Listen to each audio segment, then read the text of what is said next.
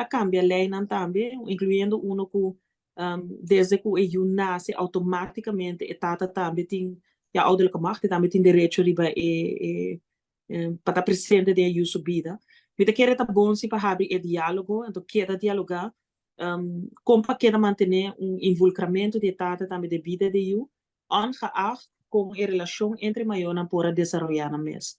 Então, quer bom por couple, a relação que você tem com mucha, como maior, koppelen samen com a relação que dois gente têm ou não têm mais.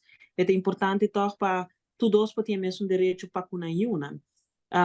Então me sabe que bijvoorbeeld para você chegar nesse na fronteira, por exemplo, bota trazer carta conjuntamente como maior, para como você vai doen een vorm, doen een invulling, como você vai pintar eigenlijk a opvoeding de você conjuntamente, não?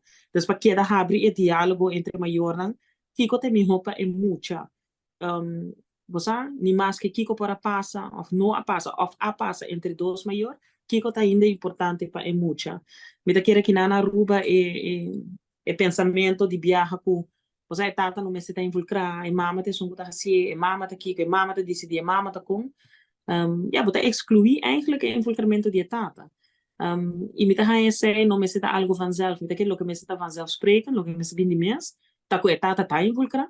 Então, não botar vai o coisa que dá a sua invulling, com dinâmico e a relação que dá cresce, ondanks o que está passando entre a mama e tata. Claro, uma comunicação entre mama e tata sempre está melhor.